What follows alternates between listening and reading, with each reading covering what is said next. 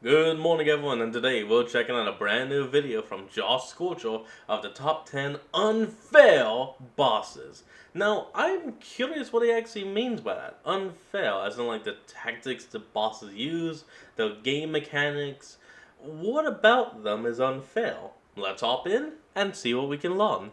Near the beginning of this year, I ranked the most annoying bosses in gaming, which were aggravating, but you could conceivably beat the first time. Now it's for the opposite end of the spectrum, while maintaining all the frustration.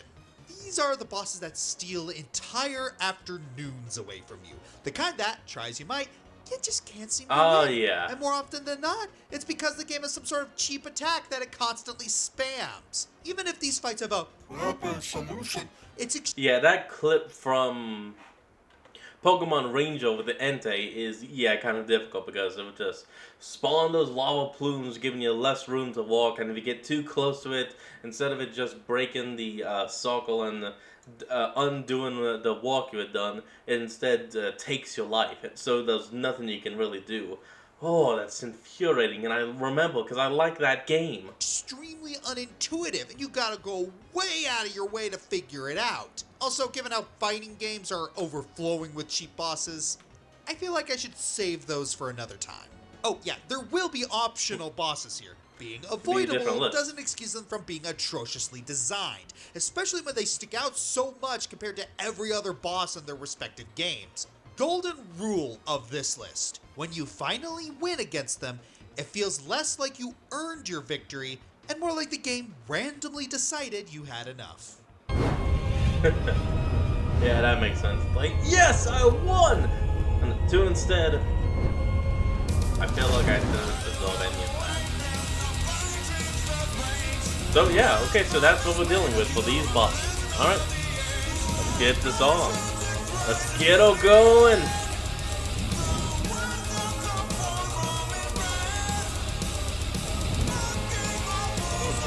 Bum bum bum.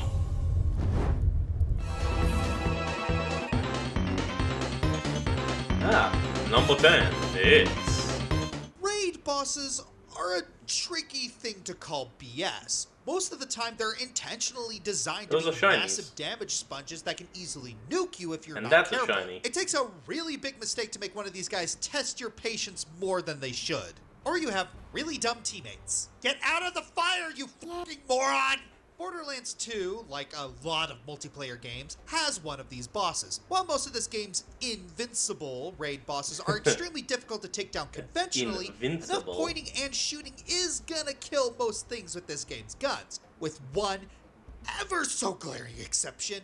Master Gee, come on down. You're the next contestant on today's episode of Why Did They Design the Boss This Way? Hiding out in the Oasis turned here we sand go. pirate base of Hater's Folly, Master Gee serves as one of two super bosses added in Borderlands 2's first DLC, and where Hyperius is actually pretty decently designed, Master Oh, Gee is wow. about the biggest miss this game has to offer. So for any other boss, any other enemy in this game, the solution is pretty simple.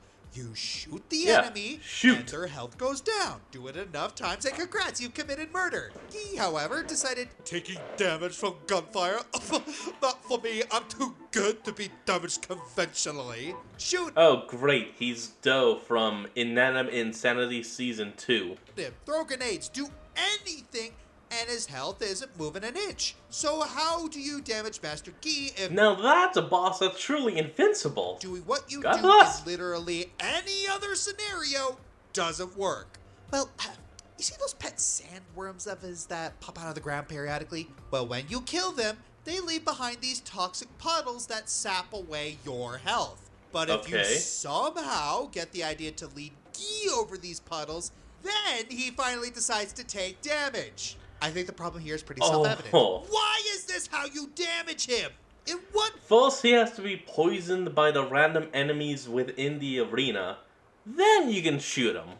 world does this make sense to do when nowhere in the game prior or after is this the solution to killing a boss? What's worse is if you Jeez. don't lead Gee over the puddle in time, it'll stay there permanently. And if you leave enough puddles around, basically the entire floor is going to start sapping your health, let alone the RPG shots that Gee shoots.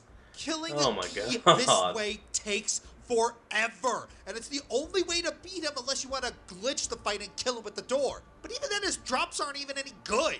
Compared to Hyperius, who is miles easier, more conventional, and more sensible with his boss fight and has actual drops worth your time, there's absolutely no reason you should try and farm Gi. Master Gi the Invincible is an absolute wreck of a boss fight, but defeat it only if you want to say you defeat it.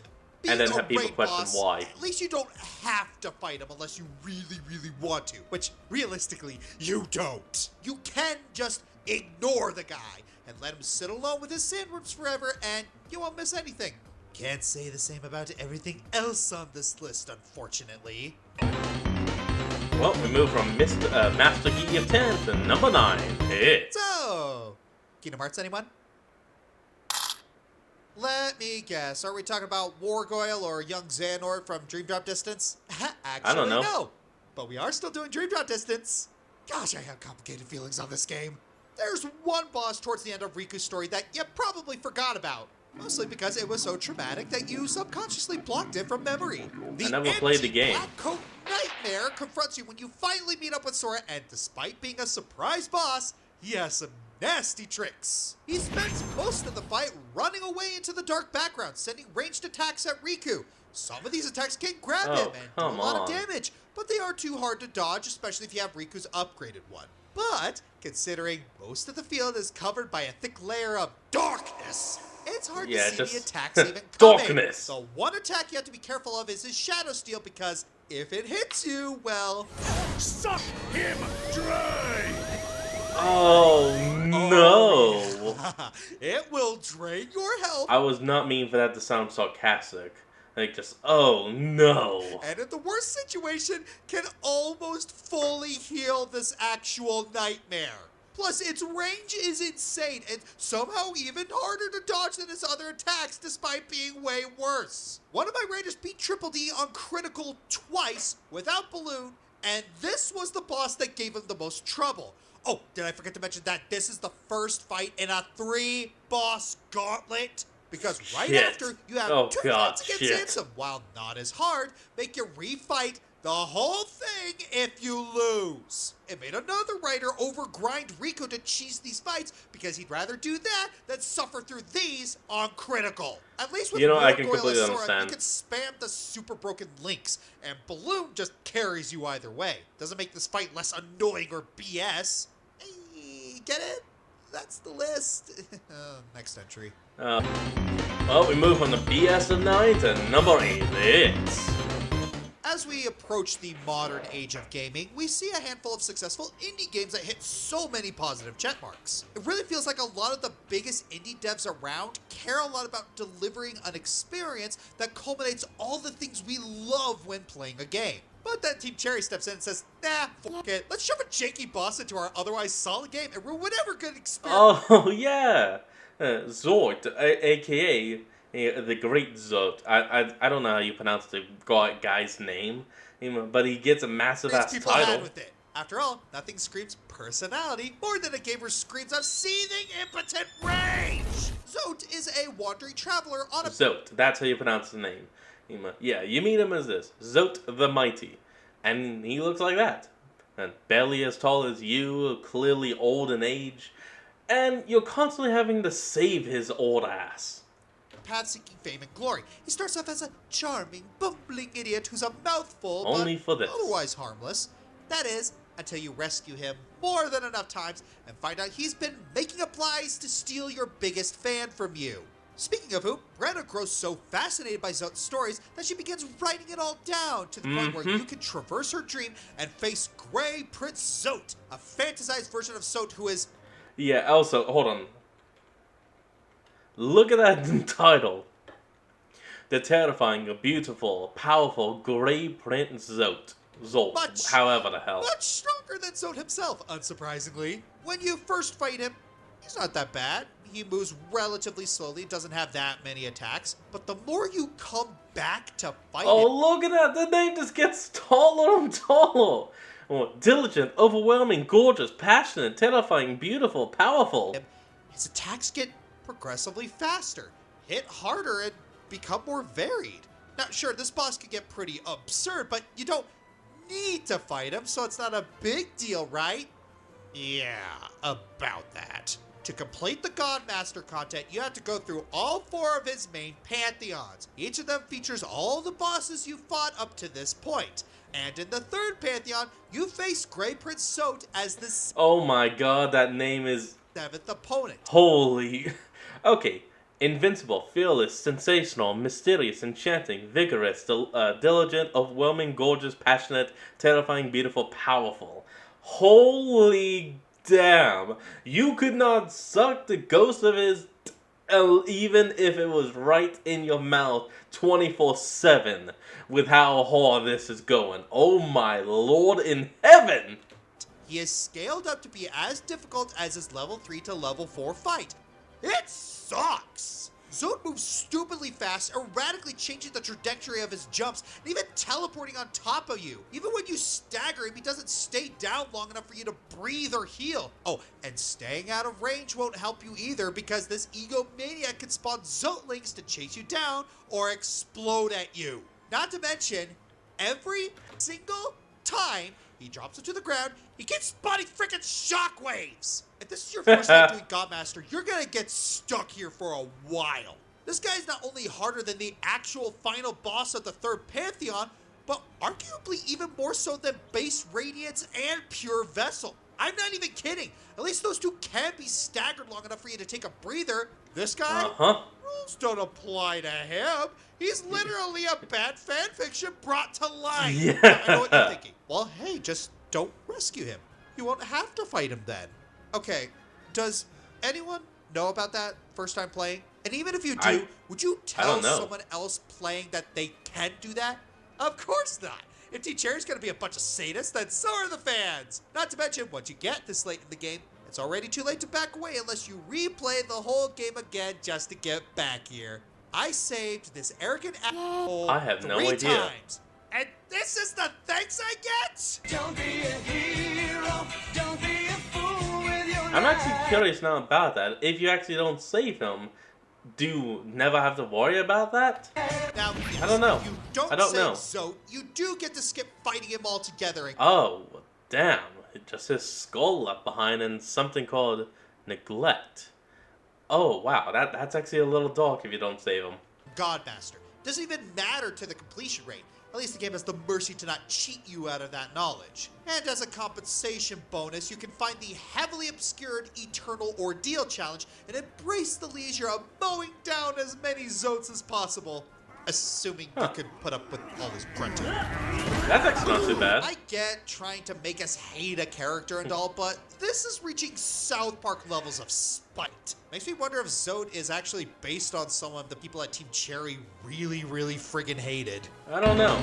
Try asking around.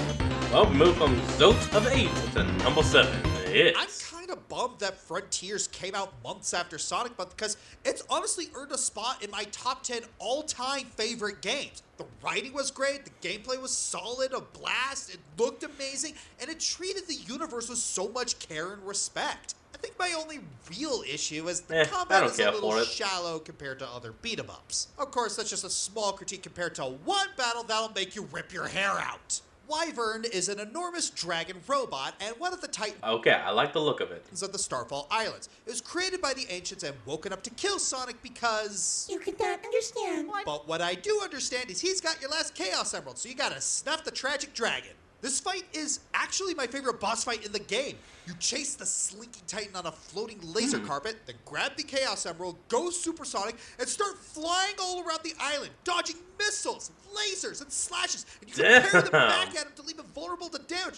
Ah, it's so adrenaline pumping and fun! That is And kind of they cool. ruined it! In the final Horizon DLC of Master King Coco's Trial, you get a rematch with Wyvern, okay. and he's much less forgiving this second time around.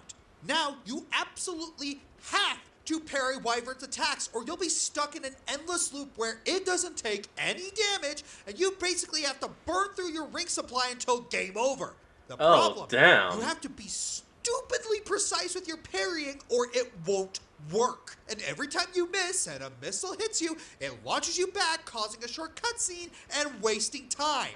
Time you absolutely do not have. It wouldn't be so bad if you didn't have such a limited amount of rings, Not just for this brawl, but for the whole freaking trial. Oh, Once again, yeah, now I that love sucks. Frontiers to death, but having a boss fight punishing you for not having the most pinpoint accuracy in redirecting an attack feels a little underhanded. You want to know how bad it is? Yeah, I could agree with that. Wyvern is the one rematch in the DLC that forced me to switch from hard to easy just to beat it. And if you have to do that yourself, don't feel any shame in it, because otherwise you can say goodbye to all the blood vessels you burst trying to properly wipe out a flying metal danger noodle. It's also got a weird long hand. Well, from the sky of 7, we move to number 6. Remember in my last countdown when I made a jab at FNAF Security Breach for having bugs and glitches? Well, now we get to talk about one of the most broken parts of the game, the final boss of the true ending, William Afton. The first thing to note about Afton is that, well, you barely fight him. Instead, he'll wander through 3 different rooms and attempt to reprogram Freddy against you. His boss fight takes us back to the classic FNAF, as we have to find which room he's in on the monitors and hit the green button next to the corresponding one to burn him up. Again, because that totally worked last time, right? You can't kill... Yeah, the thing though is that we found out that's not technically William. Oh, well, it's not the William we know. It is William, but only in the sense of that's being his body. Yeah. Aside from that, it's not his brain, it's not his spirit, it's just the flesh. Kill it with fire, and I really wish I could. That makes me sad.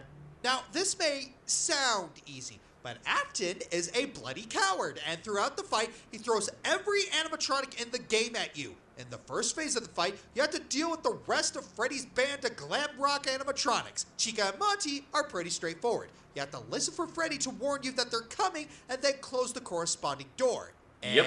Except Chica And that's it. will hobble down one of the corridors, making you so you have to check down both of them, which is tedious and time-consuming.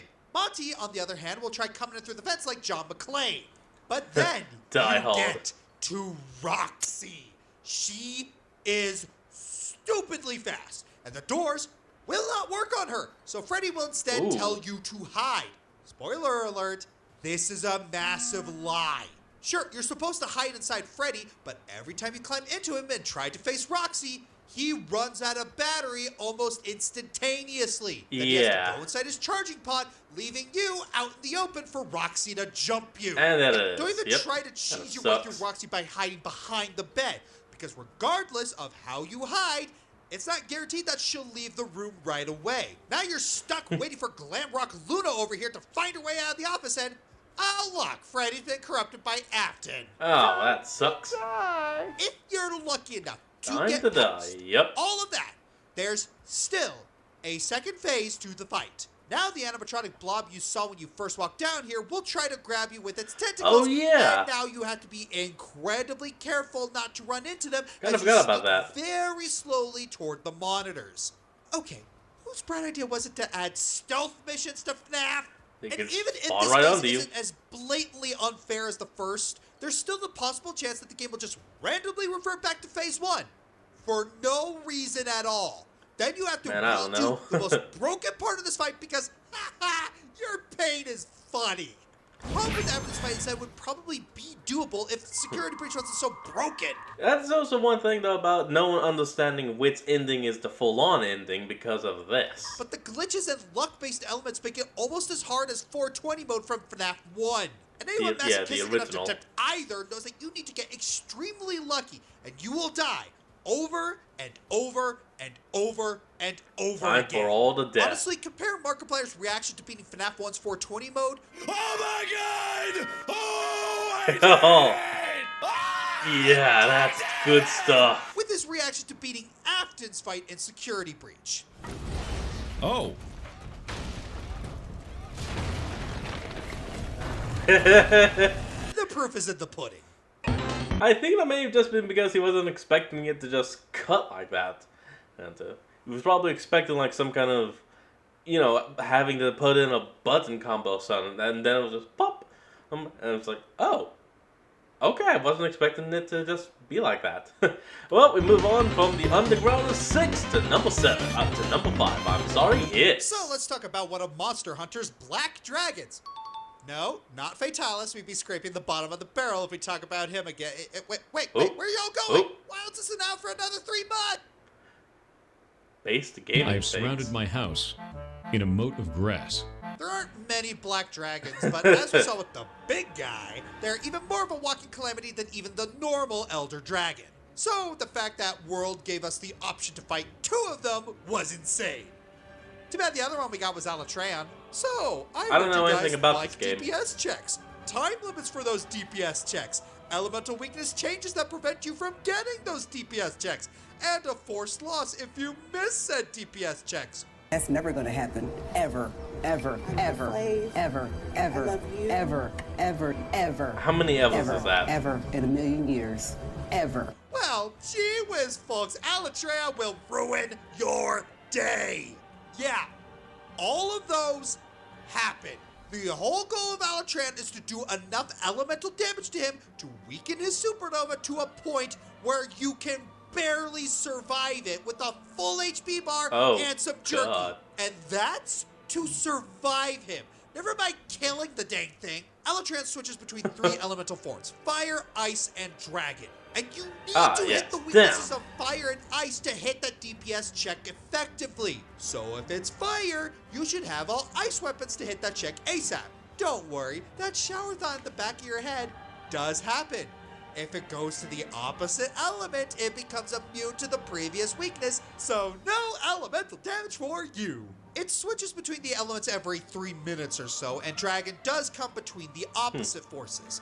Okay, so no, that actually makes a little bit of sense. If it's using ice, you use fire. If it's using fire, you use ice. Dragon If mode it's using dragon, I don't fucking know. lets you do damage to Alatreon's Horde, which, on break, forces Alatreon to go back to the previous element. That way, you can keep hitting the original weakness and not die from Eschaton Judgment, the aforementioned supernova. So, if he starts in fire, attack him with ice. He goes into Dragon mode, you break the Horde. Then he goes back to fire instead of moving to ice. Okay, Because if he goes to okay. ice, those ice weapons will do normal damage but won't do jack for that DPS check. Repeat until dead. Simple, right? Wrong, Sounds wrong, like it. wrong, wrong.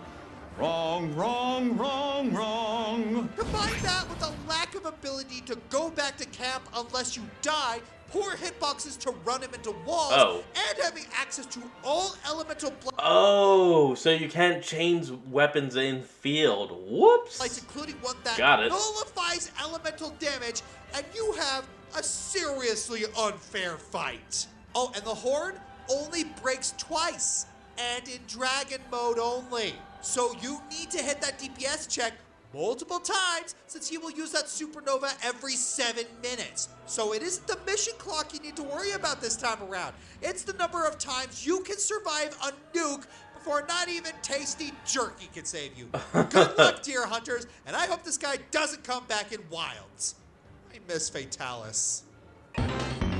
Yeah, even I would take Fatalis, and I've never played the game. On to number 4. Ah, yes. Mike Tyson, Oh, Iron classic. Mike himself. His iconic status as an untouched champion in the boxing ring is definitely not unheard of by Nintendo. So much so that it's only brilliant for them to slap his name onto Punch-Out and make him a hilariously unfair boss. Oh, yeah, of course, one the bet hit eventually K. died out for Yeah, one hit reasons, KO. and they slapped in some fictional nobody as the final boss, while still keeping the same unfair mechanics. Either way, the BS difficulty is here to stay and has remained one of the most talked about difficult bosses to date. Tyson is legendary for his ridiculous there it goes. flurry of one-hit KO punches and high stun resistance that made him a Sisyphus-level challenge to knock down. Even if you somehow manage to get him knocked out once, the nightmare isn't over. Mike eventually changes his fighting style to a series of fast jabs telegraphed very faintly through his winks. At least, Yeah. you better You can't hope see he anything. does, since sometimes he forgoes that entirely. Oh yeah, and good luck surviving that blinky flurry. It's only fair that any normal player would find this boss beyond rigged. He alternates between these overpowered punches so much that it feels practically RNG. I But think it believe it kind or of not, there is. is a way to tell how Mike Tyson fights and when he would switch out his style. It all comes down to the timer. In round 1, Tyson will change from a series of one-shot uppercuts to the wink jabs once the timer reaches 130. In round 2, he remains invulnerable and kicks off with a series of fast jabs until the timer reaches 040, where he goes back to his usual punches. And once you get to 130 again, that's where you gotta worry about the blinking flurry. And at 230, he'll either do it again or do 2 jabs and an uppercut. Once you get to round 3, all you gotta worry about is the flurry at 130, and the rest is history. Between all of this, you gotta hit him at the back of the head for maximum damage, know when to block his jabs, and dodge to get him vulnerable. Toughen through all of it until you tire him enough that you can finally stun him for longer than 2 punches. Even with a concrete strategy in mind, mastering the Mike Tyson fight still takes a vicious level of dedication to time each punch and dodge accordingly. It's made with every intention to be a BS fight tailored for the most hardcore games out there. Nevertheless, if you have the strength to push through, you'll see that at the end of the day, the champion is still human. And that couldn't be more true, considering the actual Mike Tyson never did beat himself in the game either. Such is the case when the finger must be mightier than the fist. Well, that's actually still kind of cool. Now onto the bronze medal of BS bosses. No unfair bosses. Y'all thought Punch-Out could be too much? That game really only has one super grueling part. only him. Ninja Gaiden, on the other hand, has earned a reputation as NES's most brutal. And it shows. The villain of the game, Jakio, is more than just a typical power-hungry demon worshiper. He has a repertoire of BS to back it all up. To start with, this guy had Ryu's father captured and brainwashed into his knight. You fight him in the first phase of the final battle, and his fight is frankly not that bad if he has some projectiles to spare. Once you're through with that, Ryu's father regains consciousness just in time to protect Ryu from Jakio's death blow. Fueled with the taste for vengeance, Ryu challenges the Mad Sorcerer in the second phase of the finale. And this fight.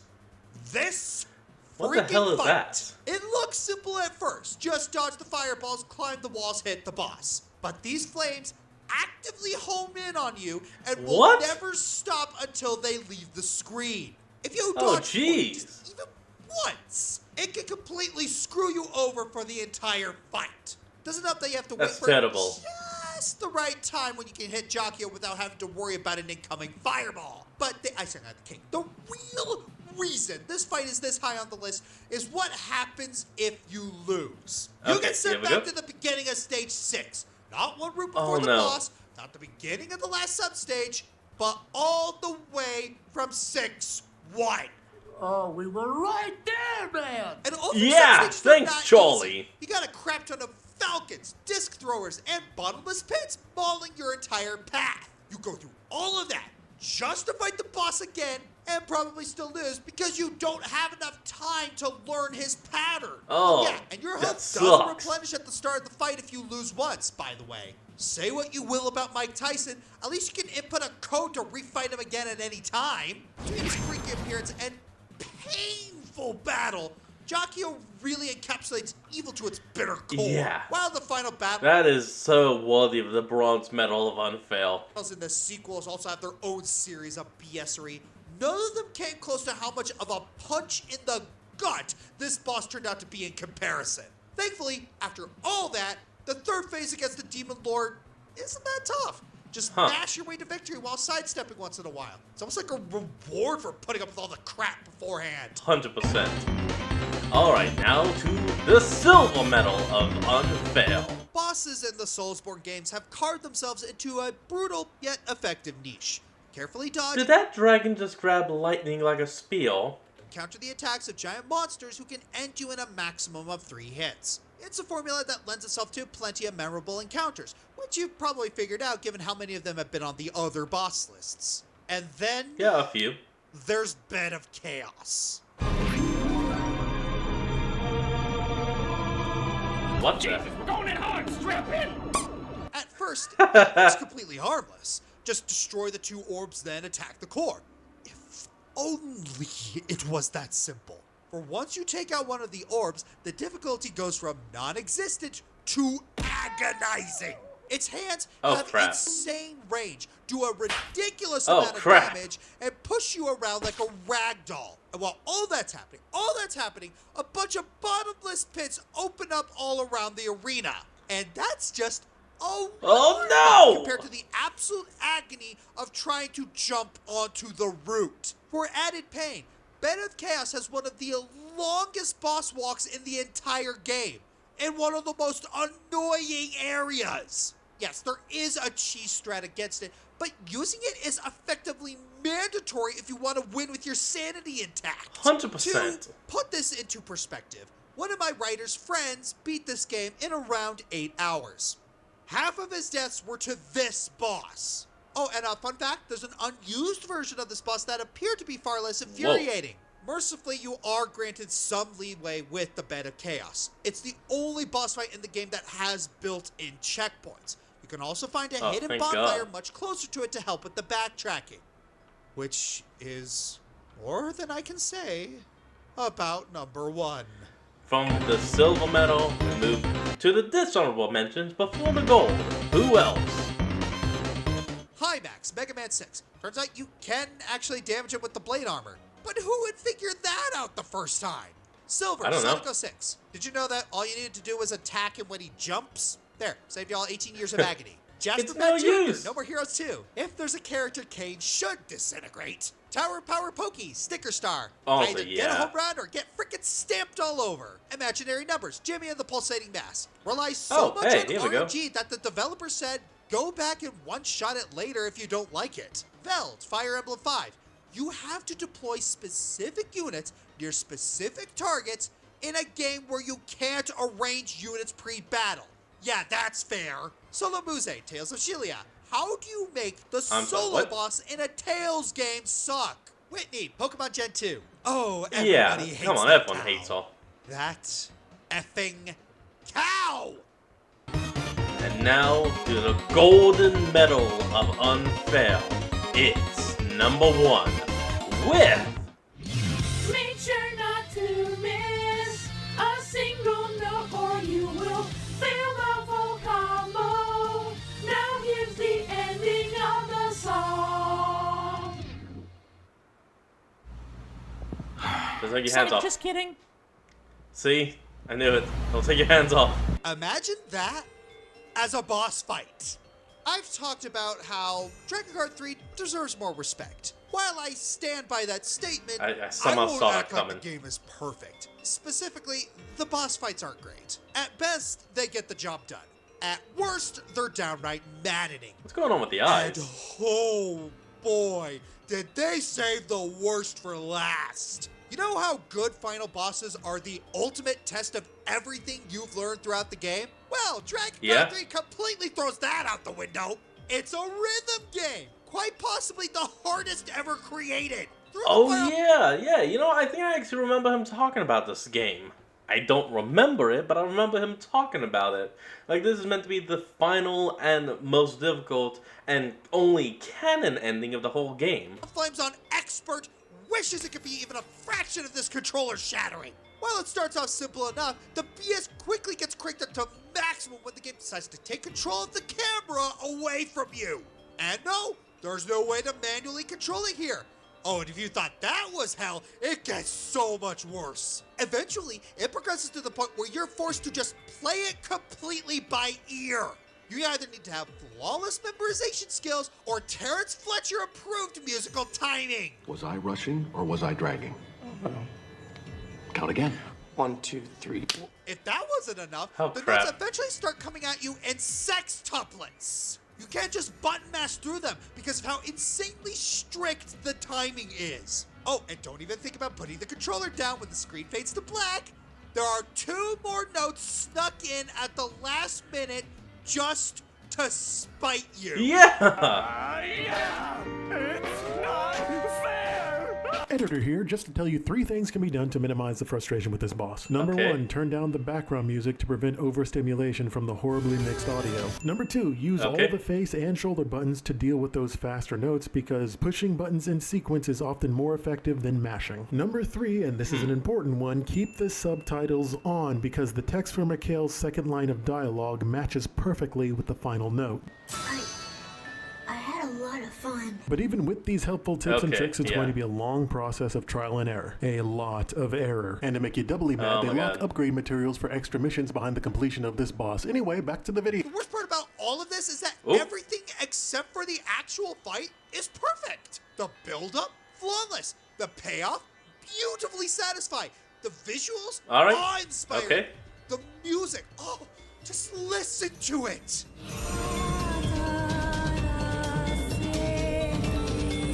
Yeah, I guess that's some. Sorry.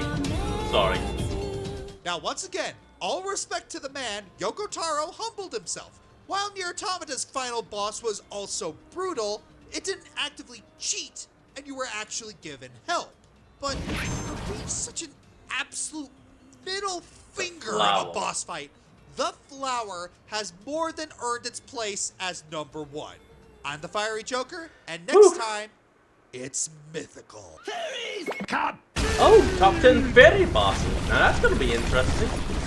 Alright everyone, well that's going to be the end of today's video and I hope you all enjoyed this. Remember to like, comment and subscribe for more. Link to the original will be in the description below. And I'll see all of y'all next time when we flick back on. Till then, this is Fox signing out. Peace.